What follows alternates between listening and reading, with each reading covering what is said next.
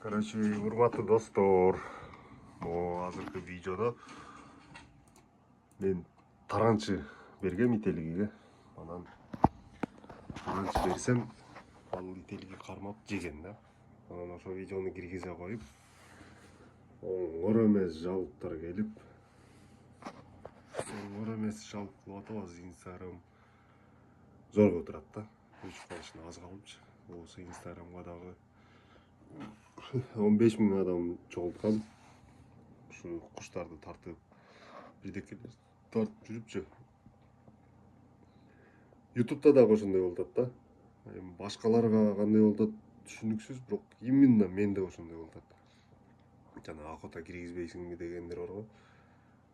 Жаныбарлар бирдеке болгон болсо эле сразу эле жалып таштап туруп эле Ютубта неме кылып коюп атат да. Же башкаларда монетизация жок болгон үчүн эчтеке кылбай атат окшойт. Бирок менде ошондой болуп атат. Муну эч түшүнө албай койдук да, чече албай койдук. Азыр эми Инстаграмга атака кыла башташты. Бир таранчыны берип, ителиге жедирип койгон үчүнчү. Ал нерсе өз жаратылышта болуп эле жүрөт да. Күнүнө мисалы ителгилер, куштар, оңгор эмес чымчыктарды жейт, ар кандай нерселерди жейт. Бири-бирин толуктап турат да. Бул өтө жаман көрө турган нерсе деле эмес. Мисалы таранчылар деле алып туруп, эч ким жебей, эчтеке кылбай кое турган болсо, оңгор эмес көбөйүп кетет.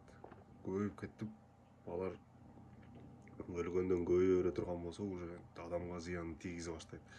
Ошон үчүн ар бир немени жаратканда, жаныбарды бири-бирине толуктап тура турган, бири-бирин жок кылып, бири-бирин бар кылып, мындай орточо неме менен кармап турат.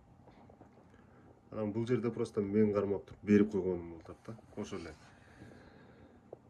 Анан жалаң кыргыздар эмес, бирокчу жалаң чет мамлекеттегилер, башка мамлекеттегилер көргөндөр ошондой жалып басып, бирдекелерди басып ушинтип атышат. Анан эми аларга же түшүндүрө албайт экенсиң да. Мисалы бирөөсү Индиядан, бирөөсү Америкадан, бирөөсү дагы бир жактан, ар бирине өзүнчө которуп бериш кыйын болуп калат экен. Ошону эмне кылышты деле билбей калдык да. Өз жаныбарга кызыккан үчүн жаныбар жөнүндө эмени тандаган болчумун менчи. Анан азыр эми жөн эле кечке үйрөткөндү киргизсең дагы уже эмнени киргизишти билбей токтоп туруп калат экенсиң. Анан башка тема койсоң, адамдар сеники башкача болуп кетти го дейт экен. Ушуну эмне кылыш керек, достор? Эмне жөнүндө киргизсе жакшы болот? Көптөн бери тартканга деле желание жок болуп калды ушундан кийинчи.